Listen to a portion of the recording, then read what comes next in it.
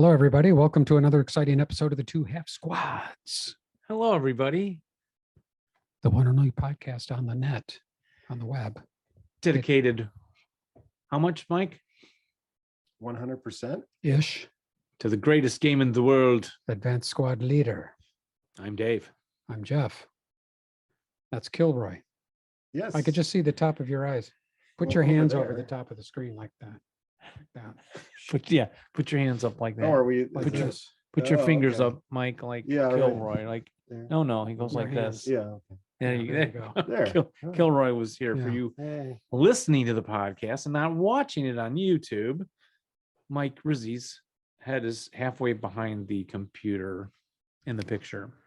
Down here in the broadcast foxhole, this is episode 310.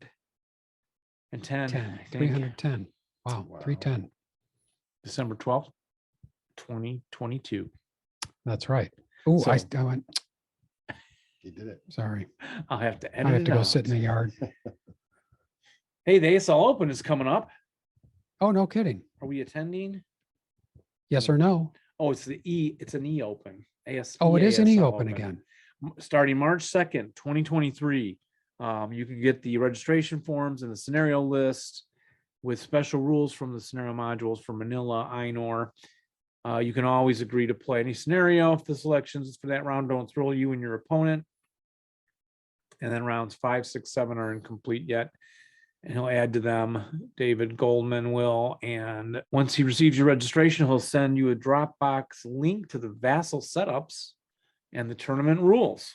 That David, he is getting very space age, He certainly very is. modern. And it's cash prizes also. And how would somebody find out the details on this? You'll put a link in the show notes? Well, it's his email address, which he didn't mind us giving out before. Yeah, right. It's Okay. Farango1000 at sbcglobal.net. Okay.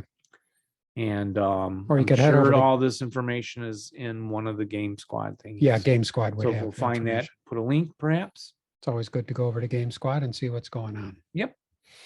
Otherwise, what's up with you two? I have deleted my social media. Oh, good. Yes. Which one? I had 4 Twitter accounts. Oh, so we still have the half squads. Yeah, I didn't delete that one, but I had 3 others. No, I had 4 others. That you used how often?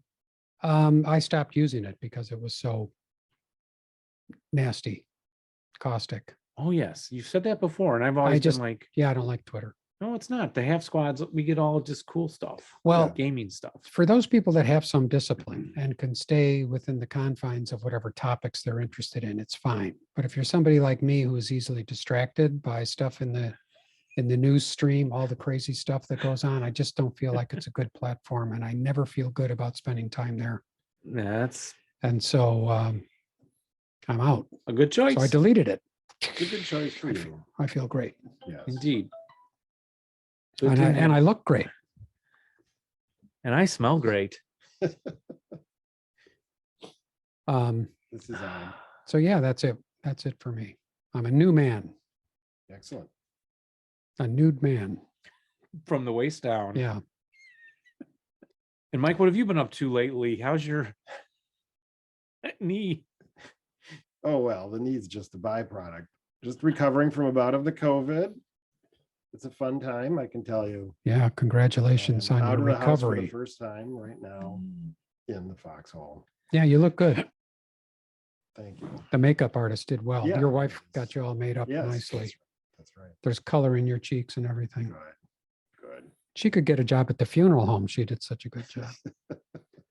Yeah, you had it kind of bad for a while. Huh? It was, I I mean, won't just say it was a bad. horrible. Yeah. It was really no more than a really bad cold, but it was persistent. for Yeah. 2 weeks. It just wouldn't go away. So And so you just felt obligated to lay on the couch and watch Yes. movies. that's right.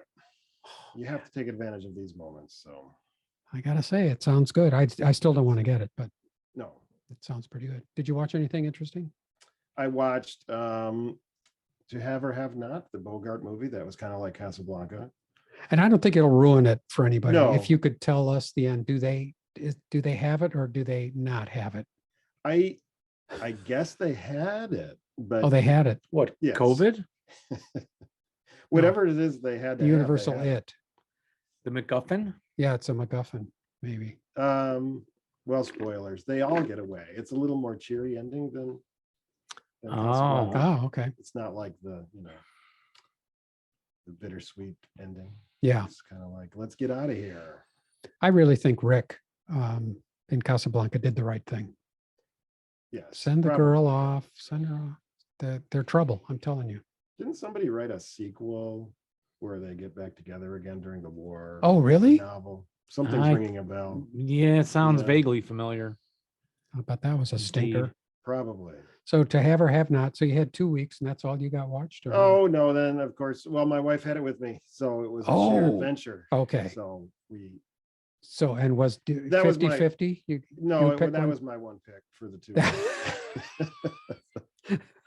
We resumed our normal Okay. knitting schedule where she likes to watch endless hours of epic TV. Yeah. Dark Shadows? We did not watch Dark Shadows. Mm. You probably could have gotten through a good chunk of Dark Shadows Probably. across those 2 weeks. We watched a lot of Monk, which is something we had never seen before. Oh, okay. Was that worth watching? Because neither of us really wanted to think too much while we were recovering, Mhm. but that was fun. I hadn't seen it before. Yeah. How about you, Dave? Just media wise, I'm doing the Wednesday series on Netflix by Tim Burton. Oh, It's kind of a classic Tim Burton kind of thing, back in the feel of Edward Scissorhands. yeah. I've never seen that. Is that worth watching? Yeah, Edward Scissorhands. Yeah. Oh, definitely. absolutely. Yes, you have to see that. Okay. Yeah. And I'm enjoying the Wednesday thing. I wasn't sure, and I was reading smart. It's kind of like a teen thing. They're at Hogwarts. It's Nevermore school, and but it's got me. I'm really just enjoying it. The girl, and she doesn't blink her eyes, She doesn't. which someone told me at a party yesterday. And so then when I watched this episode last night, I caught her blinking once. Wednesday. Yes. And then when you see her blink, you have to take a shot. Is that how that goes? That was also one of our picks. One of our picks. Did you So watch Wednesday? Wednesday? We watched Wednesday. Yes. Oh, did you like it? I Or? did. It was fun. Okay. Yeah, it's not earth shattering, but it's a traditional Tim Burton thing. It's got Right. Yeah. quirky things and That's right. yeah. So anyway, Yeah. Quirky's good.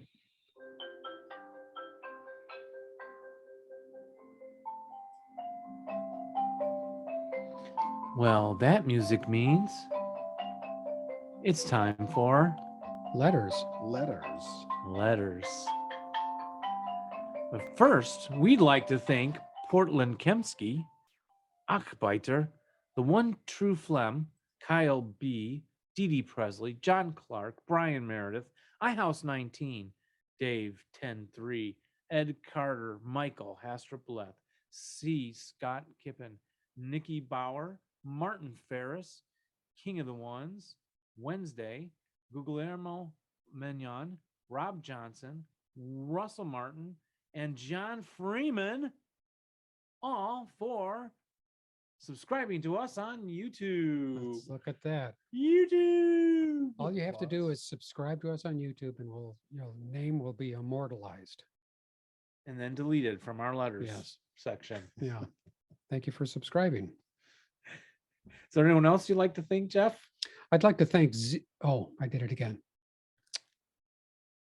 I'd like to thank Zeke for the for his Patreon support. We really appreciate that, Zeke. And to Russell, I won't say his full name, but to Russell and Nelson and Ryan for And- backing us also. And Lee. Oh, yes, and Lee. I thought that was a comma after the M, or I thought it was Russell M, Lee, and then Lee but it's not. M. Okay. All right. And we love the hat, Ryan. Nice choice. In Yeah, your very picture. good. Very good. Beautiful. And It now looks we've like got this some one. Very good. some letters. Take it away, Jeff. Okay, dear Jeff and Dave, or Dave and Jeff, once again, I want to congratulate you on your series of episodes on prisoners. I think I understand the subject much better now. You frequently mention that prisoners don't happen a lot. I believe there are some scenarios that have prisoners as part of the original order of battle. I've been going through some of those some scenario packs recently looking at SSRs. I've seen several that have one set or another with unarmed units that have special roles. Oh, cool. I appreciate Jeff's recent comments about SSRs. It seems that SSRs come in two flavors. First, there are those that are essential tweaks to the game's system. These are the ones we see frequently, such as regarding kindling, abandoning of AFEs and the like. But there are some that seem intended to add to the historical flavor of the particular scenario. These give leaders or heroes or weapons special capabilities or take away special capabilities. The creativities of these scenario designers is to be commended. Perhaps my favorite, though I haven't played this scenario, is one of Heat of Battle's Long March packet, where the KMT have cauldrons available as a weapon. Really? Do you guys Cool. know this one? I don't know this one. Imagine that hot oil being poured on the attackers of a right. medieval Long March. castle. Yep. Mike that's right. knows that one. Yep, Oh, we okay. played through all the Long March scenarios a couple years ago. Oh, wow. Once again, I want to commend you on your continued excellent podcast, PT Yonkins. Thank you. very Thank much you, for your letter. PT. I have one. Hello, Dave and Jeff. I've been catching up on your past shows. I'm back in the Philippines. Looks like I'll be staying here for a good period of time. Still look forward to the episodes. I've always enjoyed the rules podcast because there's nobody here to bounce the questions off of. Have you any idea who in the Philippines is looking for an opponent? Ever think of keeping an opponent's wanted file for local and international players? You used to have an app that showed where people were tuning in. Keep up the great job you're doing with the game. Looking forward to the next podcast, Stephen Banks. So anyone in the Philippines needs to let us know how you can hook up with Stephen. Yeah. I thought to send some requests to Jackson Kwan, and he replied with these two things: that Vlad C is the primary player we have in the Philippines. So Stephen, trying to find Vlad, and I'm and I think Jackson's gonna forward the info to him. And he let us know that he said, I have moved to the UK since a year ago. My moniker of Hong Kong Wargamer is false advertising. Oh my gosh. Sorry, wow. Jackson. I think he told us he was moving. Yeah, I he did. forgot. He did. I I was like, totally you're forgot over about there, that aren't you? too.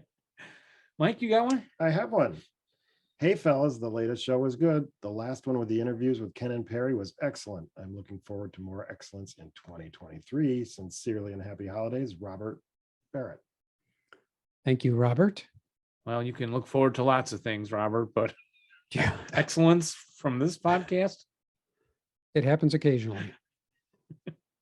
when we have guests on. Yes. Yeah, exactly. Dave and Jeff, how about a tour of your foxholes in a future episode to show us what you have on the shelf? You know, like what's in the box, only what's on the shelf, like Dread Pirate. I think he saw Dread Pirate sitting on my shelf over here. What a great game that is. Just saying, says Grumble Jones. Thanks, Grumble. And that's a good idea. Yeah, Yeah, we might do a We little should tour. independently film that. Can you film it on your own? I think so. And then like we'll Cool. slip it into a Yeah, show? Okay, yeah. I'll try to do it also. Mike, Ryzy, I think Yes. you need to do it also, I would be happy to. unless we have fear of someone breaking into our homes and stealing all our stuff once they see it online. I don't know how many burglars are really interested in games. Okay, That's Mm. true. you Yeah. think so? Yeah. Okay. They take really expensive stuff like TVs. Oh, wait, TVs aren't expensive anymore. And Games are. you can't give Yeah. away a TV either. Probably not. True. Yes. Mike, would you take the next one? Why, yes. What a better way to end summer vacation than with a new episode of the Two Half Squads. I'm out on the balcony enjoying the sunshine and fresh air. And given the topic of prisoners in this episode, you can say I'm really a captive audience. Yuck, yuck, says Dennis. Oh, Dennis. Never get tired of Dennis and his great puns. Master And punner. we had a bunch of great compliments on the posting for the song that was done. Dennis, Oh, Dennis Dennis's and friend. yes. Yeah, Yeah, great song based on the Bob Dylan hit. really hilarious, Yeah, folks. You gotta Tangled hear Up it. in Rules. It's excellent. And then Jim Bishop sent this about prisoners. To understand surrender, you first must understand interdiction. Route phase surrender is based on interdiction, and you can't enforce it without understanding it. And that's where if you're adjacent to the enemy and you're broken and you can't route without using low Without using crawl, crawl, right. because you'll be interdicted, then Yes. you surrender You surrender. instead. It's a great way to catch people. And he says regarding with capture with unarmed escaped units, Rule A26.11, during play, a side gains control of a location hex building by occupying it with a armed good order infantry multi-man counter. So no, an unarmed escaped unit cannot capture a VC location. They can deny control if they are escaped, however. He's clarifying a mistake that I'm sure I made on the show. No, you never. Should I read this next one? This is a bit long. but- It's okay. We have to Yeah. fill 20 minutes. Okay, I'll read slowly. Oh, hello from Germany. Why do I write this? I play ASL for 4.5 years now and just recently switched from starter kit to full ASL. I play mostly via play by email on a daily basis and live via Vassal every Friday night. A joke a few weeks ago between me and my friend from the US who I play ASL with ended up with me planning to set up a tournament over here in Germany. I found a good place to run the thing at, so things are now getting serious. Excellent. I've never been to an ASL tournament. I'm an ASL newbie, but none of that should be a reason for not doing this. I've organized and run many concerts for years in the past, but never anything like ASL tournament. And that's where I can use any help ideas that I can get. And that's why I tried to get in touch with you. Anything can help. I don't expect many people to show up, to be honest. It's the first time I'm doing this. I live in Northeast Germany and I'm not really active on boards at this point. Sure, we'll sign up on boards I can find to promote it. Yes, we recommend Game Squad, and Facebook is also a very good spot for that. Mm-hmm. What am I looking for? First, I'm just trying to get in touch with people who play this great game and who may have been part of a tournament. Any info, tournament style, scenarios, time limit would help. I would love to have a KO system, but if I get less than 6 people signing up, I guess everybody would be against everybody. That would work best. What a wall of words. Sorry about that. Maybe you can share anything with me. I would highly appreciate that. Thank you in advance, Andreas. And Andreas, I think I had responded with the minimum of stuff. You got any quick advice from you guys for him on any of this?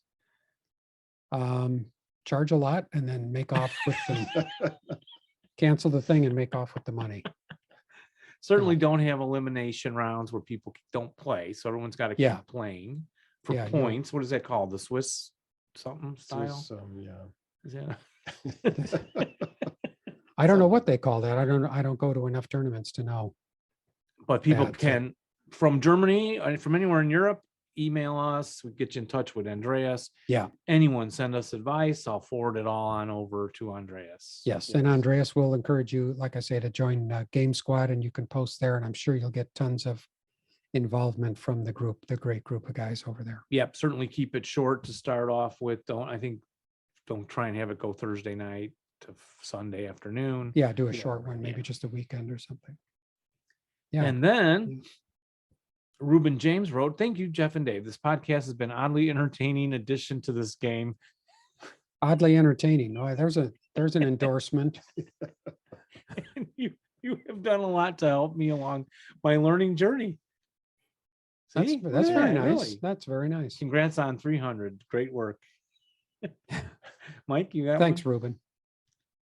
Here's a short one. Great video. I really like the miniatures. Thanks for making the video, from Sarge Dutch. Ah, yes, that was for Hayes Oh, yes, right. miniature. Yeah. Yep. That was good. Guys, have been enjoying catching up with your podcasts. One of the folks I mentor in the Panzer Grenadier Academy sent me a starter kit last May as a present. Over the years, I had avoided ASL like the plague, as it appeared both complex and extensive. That is a costly endeavor. But as I approached my second 40th birthday, the ease of learning of learning through the starter kits and the replayability of the system drew me in. Mhm. So never fear the demise of the game, as it can attract new players of all ages. And thanks for taking the time to do the podcast. It's so enjoyable that I've listened to over 200 episodes already. Woo. Bob P., a former Chicagoan still living in the heartland, but a bit further west. Thanks, Bob. Thank you very much, Bob P. Mike, you got that one? Nice. Sure do. Morning, gentlemen. Oh, Keep up the it's great- evening. Well, yes, but when he wrote it, Oh, so we have to go with the time of the writing. Okay. Keep up the great work. I can't always get to listen to those pods as they happen. Having them on your site is a wonderful thing. My question is, I know it already has been done, but does MMP plan on doing anything with a grand campaign of the Normandy beach landing or anything in the Vietnam era? Thanks again, Roy Gold. Vietnam era, Jeff. Interested in ASL Vietnam? I would say yes, I am. Yeah. Mike Rizzi? More I so would- than the I would Korean. Be amenable. Yeah. Yes. More so than the Korean, Yeah. Jeff. Just for me. Yes. I think it would For work. my interest I level. think it could work well, especially when you're Yeah, I talking think so. about the traps. Yeah. ASL can capture the Right. flavor of all Yes, that. it kind already of Yes. stuff. has. Yeah, Yeah. essentially. And the Pacific train is done, but we have not heard of anything like that. So the new stuff is going to be that paratrops. The St. Marigles will be the next Normandy thing. Yeah. Right. Yeah.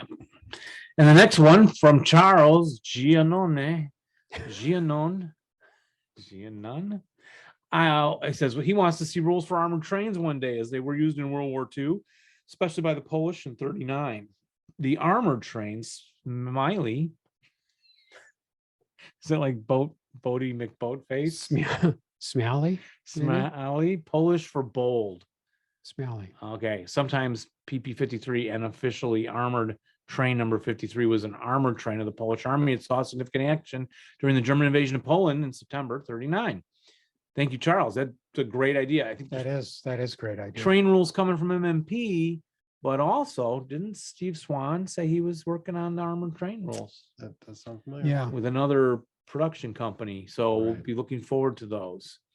And lately I've been just filling in some empty hours watching train videos, model train videos, because I used to do model trains. Okay, model train. Way back when I was, That's little. cool. we didn't get into it too extensively, Right. but it's really fun to watch the amazing model train layouts that people come with. And so this would be a nice mashup to do some ASL miniatures and armored trains and bring it all together. Oh my Yeah. gosh.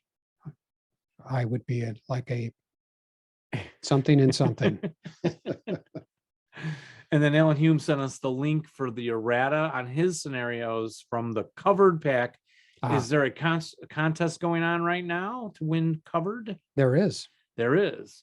Send us an email, Gmail with We got you covered, or just the Yeah. word covered. yep, Yeah. in the heading, It is, and yeah.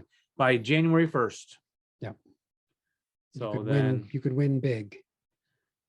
and I'll take this one on episode 299. Dave said some comments. That's me, Dave. Yeah. About box being oversized in the Manila game. Well, just to point it from a different perspective, some of us in the wargaming community decades ago had made the request to game publishers to make their boxes large enough to accommodate plastic storage compartments for the counters. Mm-hmm. This seemed like a better solution than storing the counters separately. Those of us who had browsed or purchased used war games on eBay or from the estates of late war gamers, a moment of silence, please, have often run into the problem of a box full of maps, rules, charts, and no counters as they were stored separately and did not fit in the box. And the estate had no clue how it all went together.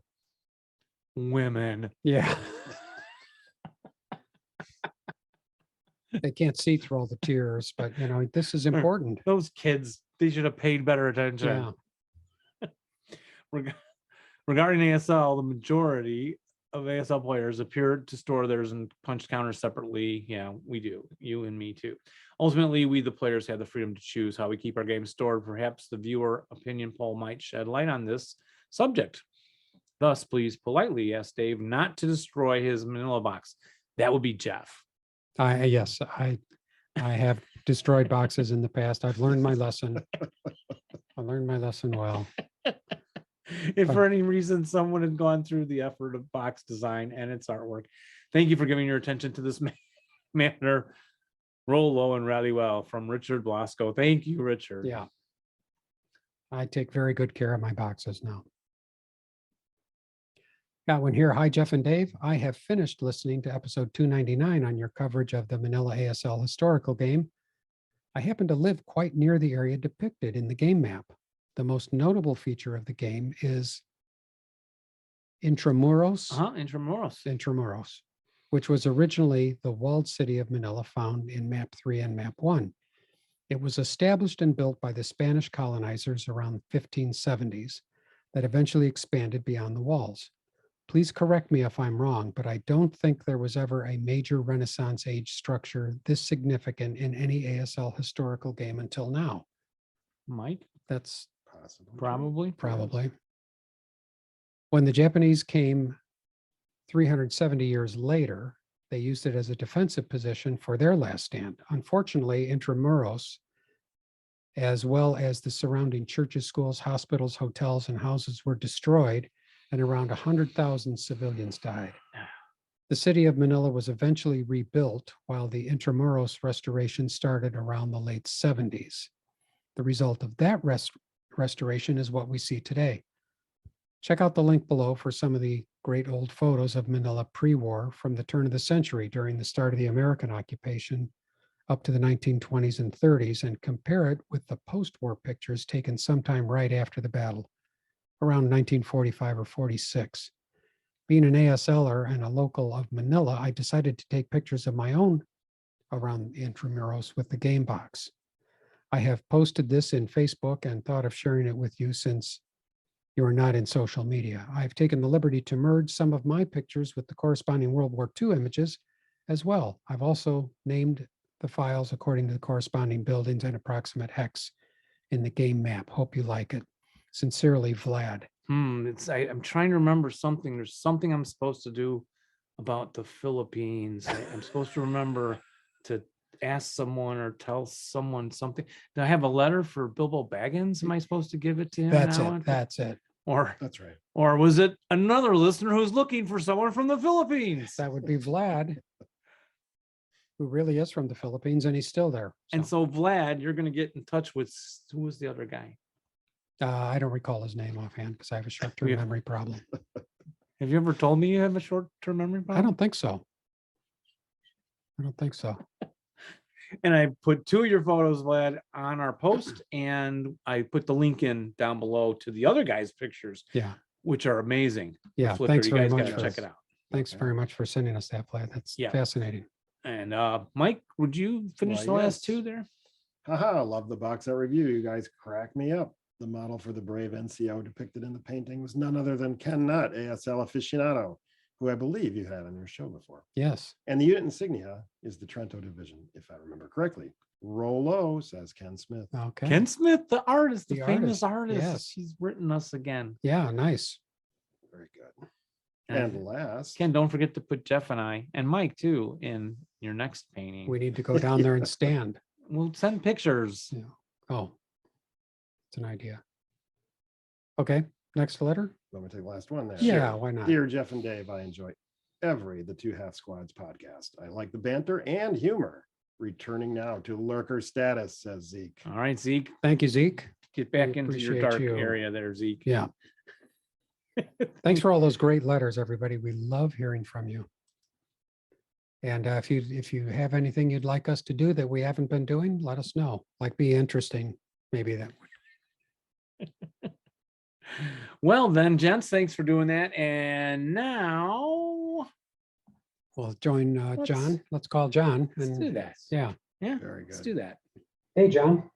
Hello, how is everyone? Oh, really good. Really good. Glad you could join us. Yes, thanks for inviting me. Yeah. You're joining us from where? Kalamazoo, Michigan. I'm sorry. Kalamazoo, Michigan. No, I heard you. I just wanted you to know I'm sorry. Oh, We do a lot of really bad humor here. Over that's and over and okay. over. My humor is probably just as bad. We get along just fine. My pastor just talked about growing up in Kalamazoo and some other city with a K name, Cucamonga? kind of like that. And then he goes, I don't know why I always seem to grow up in strangely named cities. Like Kalamazoo. Kalamazoo is I named would- after, of course, the Earl of Kalamazoo, or do we know? He founded the city in 1948. There was an Earl in Kalamazoo. Is that true? Not that I know. of. I've never heard of that. See, I would have come up with that name. Well, the K associated with Kalamazoo is usually Kellogg, right? That's the most famous. Well, that's Battle Creek, isn't it? Or Well, Yeah. Are they still there? Cranking up? I don't know. Is Flights? Battle Creek still though? Yeah, Battle Creek's still there. With Kellogg though. Kellogg. Right. They make some Pop-Tarts and cereal, you know. and then John, how did you come to know you're a friend of Mike's? Yes. Yes, yes. We're sorry. Another apology coming. Oh, Yeah, we met playing World in Frames, what, 30 some years 30 ago? some years ago, yeah. Wow. Yep. Yep. And then he So that was introduced, right after the war. yeah. Yeah, World War I, right? Yeah. Yeah, and then he introduced me to ASL, and as they say, the rest is history. Yes. And do you still play World in Flames? We've talked about it. We talk about it. We miss it sometimes. Yeah. The group we played with in this is when we were both living in Lansing, Michigan. We came together because the group in Lansing was like one of the main World in Flames groups in the country. And they went on, the guys who played that went on to create the WIFCON. So a lot of the guys we knew are well known in the wargaming community at the time because they would host this convention in Lansing. And I don't know what's happened to it since then. I've just lost touch with a lot of those guys, but I'm sure there's still a World in Flames convention out there somewhere. And how would you compare the two? Totally different. But World in Flames is the ultimate sort of grand strategy World War II game. You know, Mhm. the economics and building plans and you know, operational planning and the whole war with the politics side and the Okay. diplomacy side, and you can play it, you know, a game of that will last months, you know, Yep. depending on how much you get into it and how often, because you can have multiple players. So, you know, it's one of those games where if you show up, you might not do anything all day. You know, we used to, back when we were playing it back, this is early 90s, you know, we would set aside a whole Saturday playing 12 hours sometimes. And Yep. some of us wouldn't do a thing the whole day. Yeah, we might get like a half a turn in, maybe. Yeah, a half a turn. Yep. Some of us Yep. might get to make one decision, and then Yep. we'd bring a And book. maybe move a couple counters, but Yep. you know, And was that fun? It actually sounds still kind of intriguing. Relaxing. Yeah. Yes, it's fun. Yeah. I mean, you know, it's one of those games where, of course, everybody wants to play with all the rules and all the whole grand strategic game. It's of course designed to be played that way, but you can break it down into years or you know, smaller bits, or just play the Pacific, or just play Europe. You know, you don't have to do the whole thing, and it's a great game, great system. Who got who into ASL? Mike got me into I got ASL. Yep, most definitely. Yep. It's I'm one glad he of those did. I guys. mean, Yeah. he used to kick my butt something fierce the first, you know, couple years, but then we evened out a little bit Yeah, over time. That's right. And is that your ASL collection behind you there on the bookcase? Oh, no, those are just books for me. Yeah, just books. Is there a collection stashed away somewhere? A small one, yes, Yeah. but we play primarily Vassal because, you know, getting others locally here, there's no real group in mid-Michigan, Southwest Michigan anyway. So Vassal has been great because without it, we wouldn't have been playing, but maybe 10 years when we knew each other living in Lansing, right. and then would have been done. Okay. Yeah, Vassal was a boom. And we hit it, you know, we were playing with Vassal right as Vassal first started coming out. So that's Vassal's existed. Lots of growing pains with that, but you know, again, I couldn't say enough about all the programmers that do the behind the scenes stuff with Vassal, all that work to make it possible for anybody to play anybody from around the world. It's absolutely amazing. You know, I remember back when we first started, it was like constant disconnects, and things would be very clunky to use. And then now it's like a night and day, Wonderful. Biggest thing was, remember, no voice. You know, we Yeah. typed it all in. Everything communications is all Yep, typed. yep, Every yep, move, every hold on, I gotta stop, you know, Yep. before the Discord days. Well, it sounds kind of frustrating, but still more engaging maybe than World in Flames, where you only make a half a turn Well, out of 12 hours. you know, it's Yeah. not, I don't mean to disparage the game. I mean, we Yeah. had a great time, and, you know, Oh, yeah. everybody Oh, was yeah. there. It was a picnic day, you know, I mean, everybody brought food. We were, you Yeah. know, No, it sounds good. it was back in the days when you got together. It wasn't like, you know, Yeah. these days. And there was lots of diplomacy, about Yeah. going back and forth about, should we do this? Should we do that? Let's try to make a pact with them. And where do we want to move this? A lot of that was going on. Yeah, we played a lot of the big multiplayer games with that group, like Empires and Arms and the other eras, and they were really into the big games with multiplayer. Mhm. Mhm. We did most of it. I mean, World in Flames was the big one that they really got into, but Yep. it was always once or twice a month we would get together for these big game days, you know. Yep, So it was fun because it was, you know, that's how we got out of the house back then. Yeah. And now you've just completed We have just completed a major. a major undertaking. Yes, we've, over the years, we've done our share of historicals and all the, you know, campaign games. But what we wanted to do, one of the big things we've been searching for over all these years, because, you know, you go through these streaks where you get a bunch of wins and you get kind of depressed, or a bunch of losses and you get kind of depressed. You know, there's streaks. And we've always been looking for a way to just play random scenarios, but have some kind of you know, something to gel it together, like our own mini campaign game, just with random scenarios.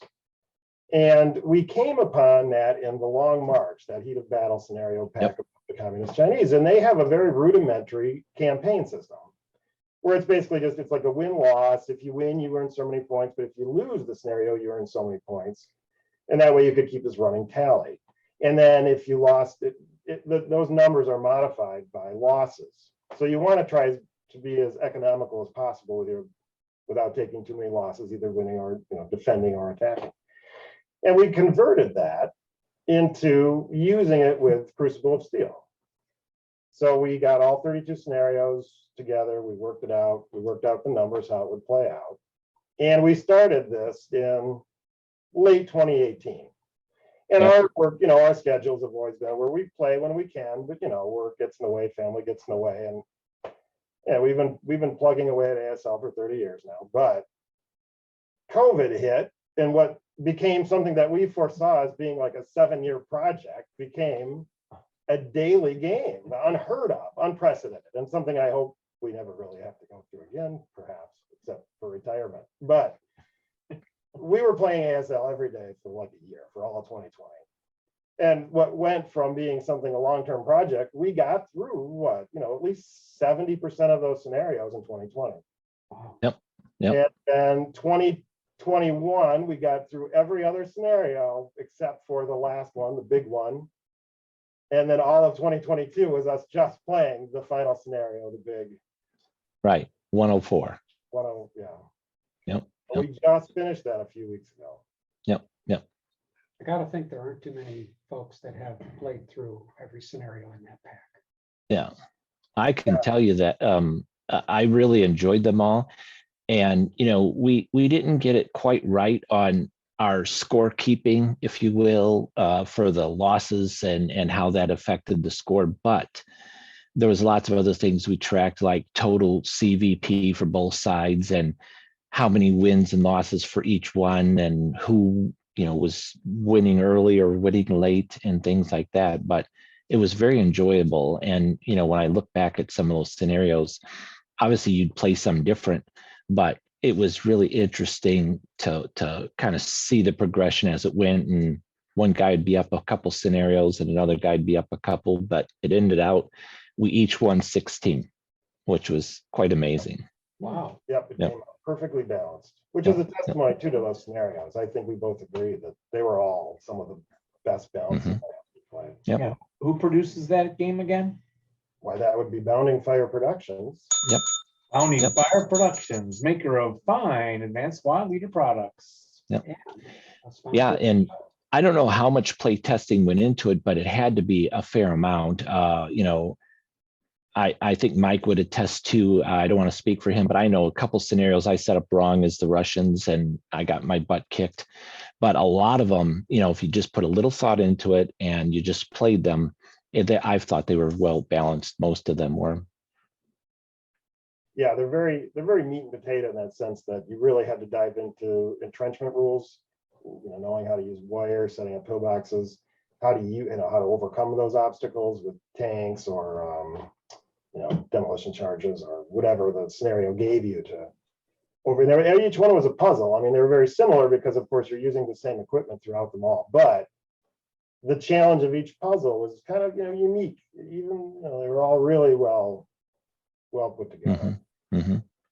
Yeah, and I can tell you, as the Russians, the Tigers obviously gave me fits, and that was one aspect of it that I think he was keeping track. I only knocked out a couple through the whole entire 32 serials. How many?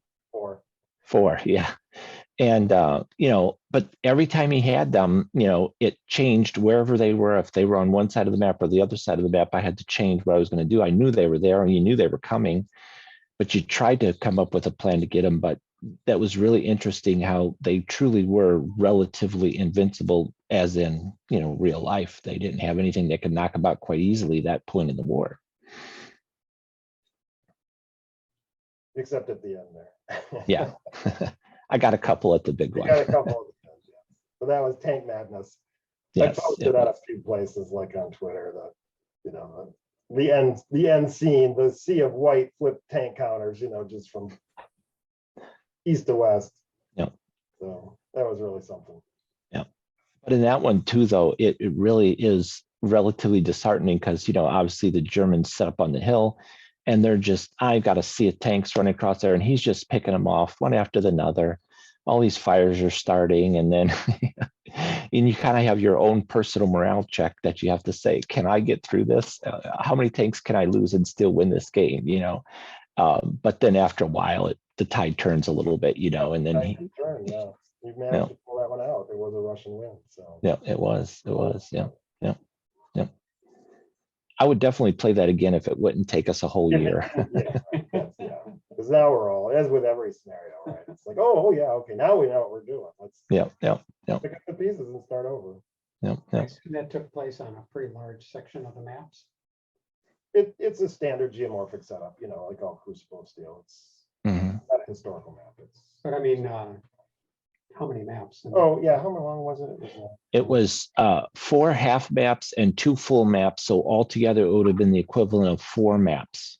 Yeah, that's right. Mm-hmm. And I don't think I played a scenario that large as far as maps go on Vassal. So how is it playing like that? Do you have to have a computer screen absolutely gigantic? I don't think so. My point of view was I do have 2 monitors and I keep the map on one and in my charts on the other. So I would definitely recommend that. But because you can scale the map to what works for you, and it's not hard, and you can have auto follow moves so the map will move where it goes.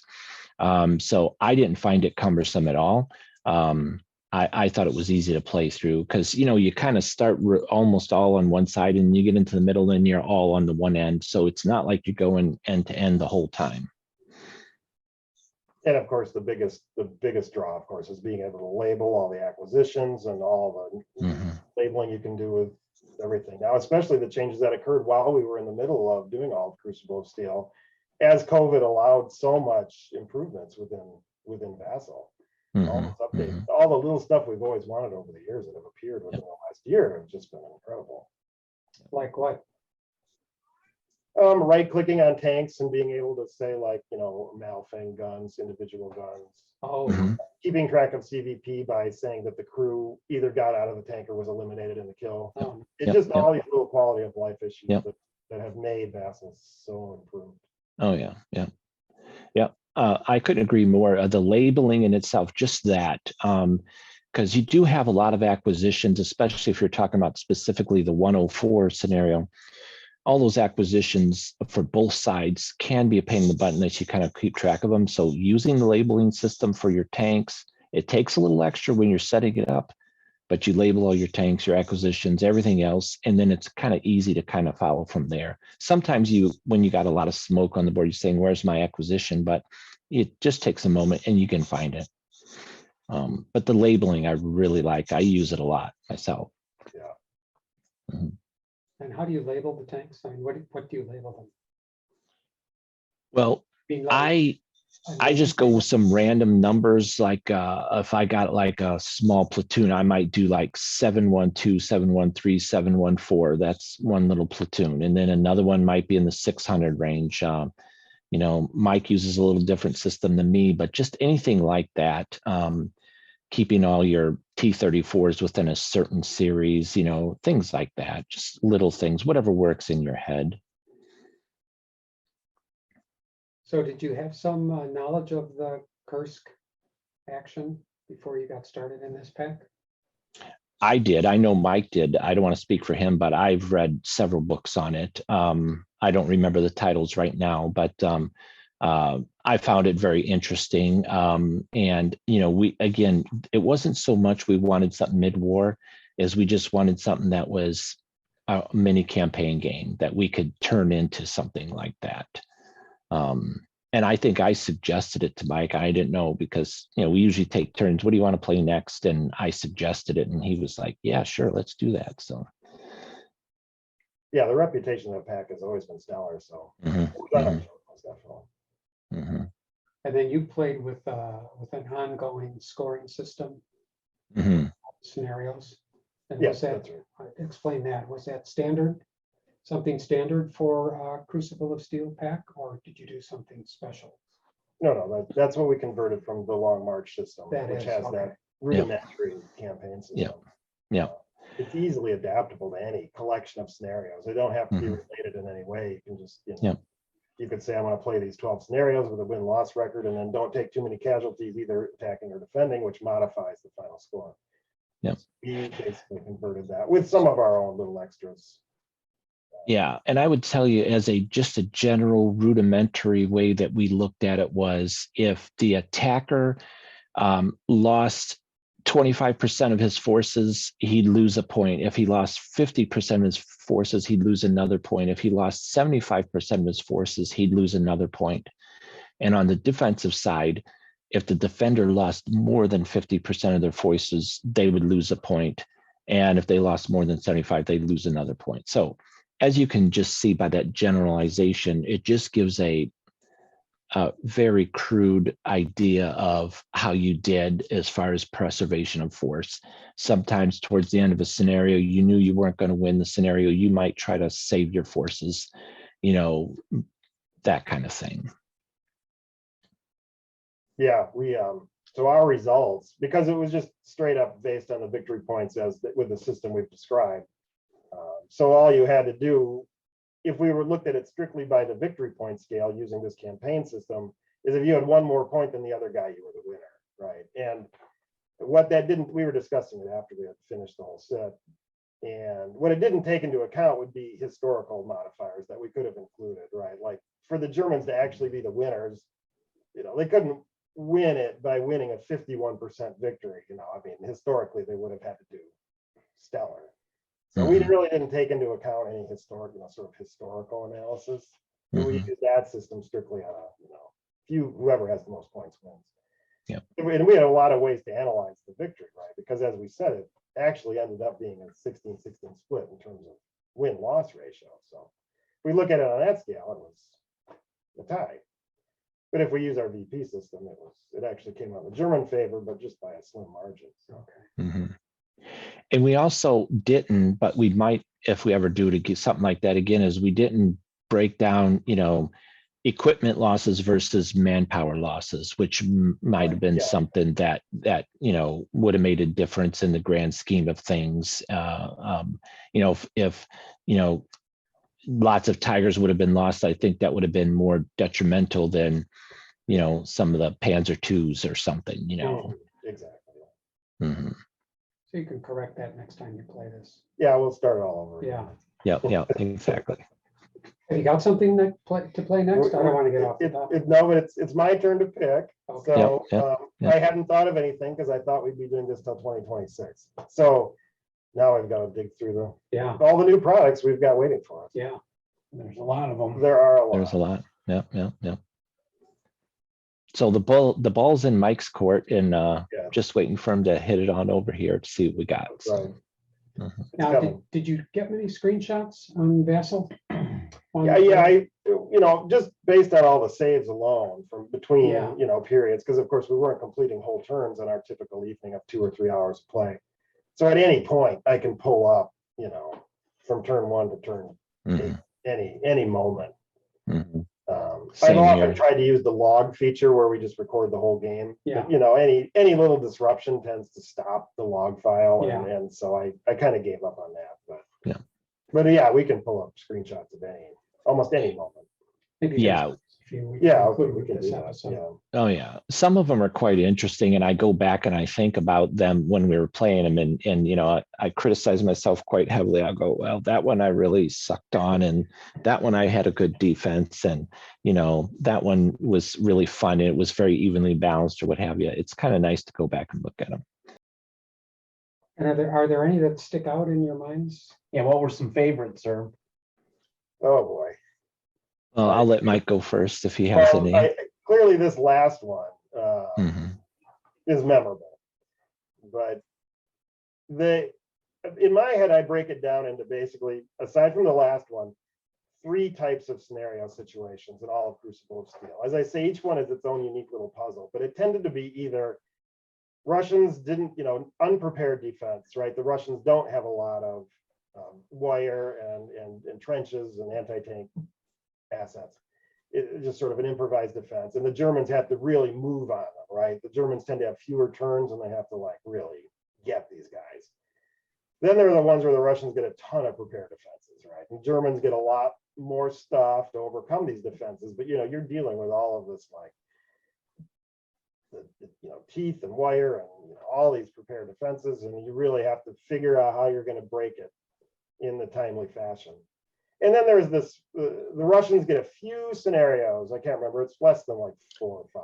Yeah, there's only, I think, 5. Yeah, where they counterattack, and it tends to be very light. It's not any of the big actions. It's like Russian infantry just sort of doing a 4 or 5 turn game where they counterattack at an opportunity. But the meat of the game really is those ones where the Russians have all these prepared defenses. And I can't think of any particular narratives, but we were constantly figuring out ways. You really get to know those rules, and so those moments stick in my mind overall. Just learning to fight those defenses and learning more tricks and trying things. Yeah, and I would agree with that assessment. And obviously the last one was really, really enjoyable. And I guess as I was playing the Russians, I really enjoyed those that did give me a lot of defensive tools, if you will, because I always tried to, outthink Mike and not do the same thing twice, and put my wire where he's not expecting it, put him a minefield in his rally terrain where he might want to go, and things like that. So I enjoyed the ones where I did get a little bit more wire and mines and trenches to befuddle the attack that I knew was coming, but again, no scenario in particular. I enjoyed them all. Yeah, they were all great. Was there air support in any of these? Definitely in the last one. That was the full-blown air. Both sides had air with a bit of dogfighting, which was rarely done. Yeah, It was the whole thing. excellent. And I think there were a few others where there was some. There was the first one. I think it was BFP 93, if I remember right, or 73.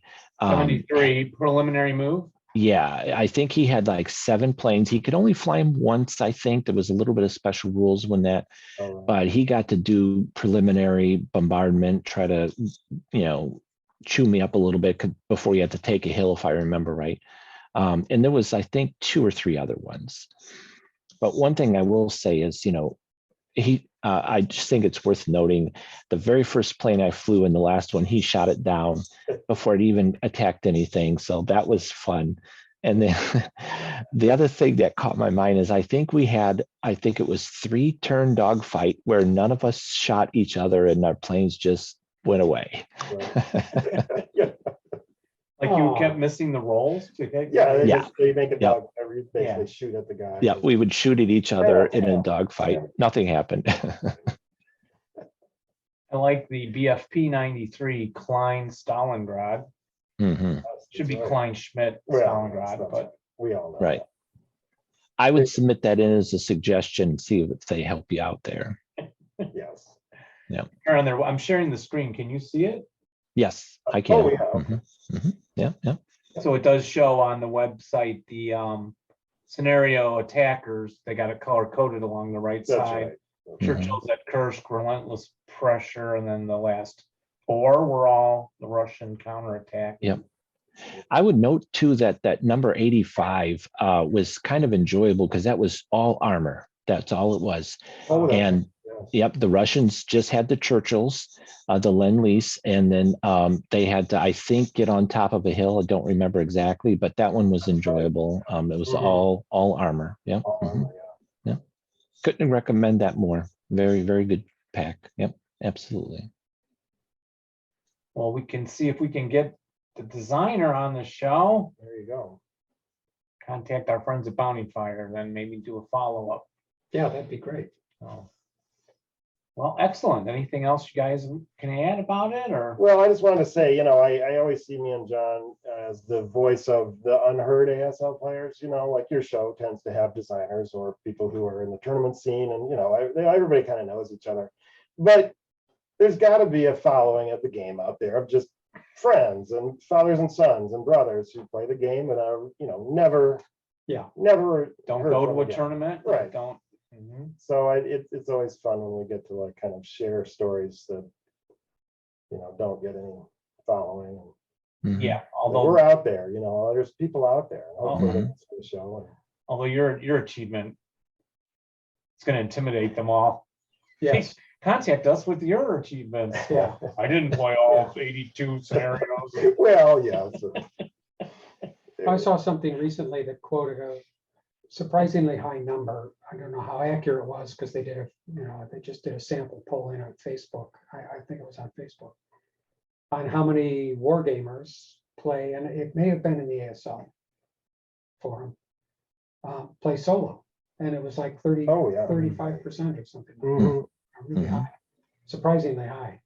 So yeah, I know I gotta think there's a very big contingent out there that quietly play. Yeah. Just don't get Mhm. involved with any of this stuff. Mhm.